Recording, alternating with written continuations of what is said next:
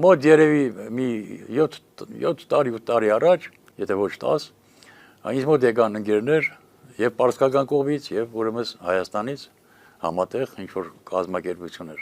Առաջարկեցին այդ տարբերակը, որ խմելու ջուր մենք տանք, եւ մենք ուզում ենք որ Արաքսից լինի։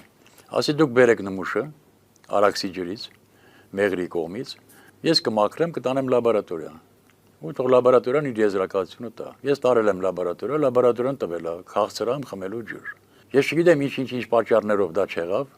իսկ պարսկական կողմը ինձ առաջարկեց, որ մենք էլ ունենք չեզոք գոտի, դուք կարող եք այդ ձեր գյուտը իրականացնել ազատ տնտեսական գոտում։ Այո, այնտեղ իրականացնել, ես էլ ասեցի որ չէ, ասի, ես մտադրություն չունեմ Պարսկաստան գալու եւ այնտեղ ինչ-որ ջուր մաքրելու։ Եթե մեր պետությունը կհամաձայնվի, խնդրեմ։ Իսկ ինչ ակնկալիք ունեք պետությունից։ Պետությունը թող ակնկալիքներ էր, որ այնտեղ պետք է մի հատ անգար դրվեր, անգարում պետք է մեր ապարատուրան դրվի, մենք մեծ խողովակով ենք տալիս, 1 լիտր ջրին իրենք պատրաստ են 3 խորանարդ մետր գազ տալ մեզ։ Չհաշված, եթե գազը չենք վերցնում ենք 3 լիտր բենզին, 1 լիտր ջրի դիմաց։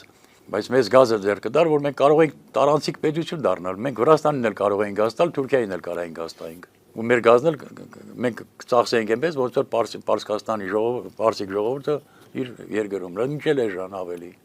Գաղտնիք չի տարիներ առաջ, որ Իրանը խնդրում էր, ասում էր, ես բերեմ իմ ծախսերի հաշվին։ Տնեմ Մեղրի գետի տակունքներում խողովակ խմելու ջուր որպես ես քաշում ու տալիս էր 1 խորանարդ մետրին, չեմ հիշում բավական մեծ գումար, որը ամենայն դեպս շատ ավելին է, քան գազը կամ նավթը։ Այսինքն մենք ունենք այդ ռեսուրսը, բայց մենք որպես այդպեսին շատ փնթի, այդ բառատող ինձ ներեն, եթե ինձ լսում են, փնթի ենք ուրեմն այդ ծախսում։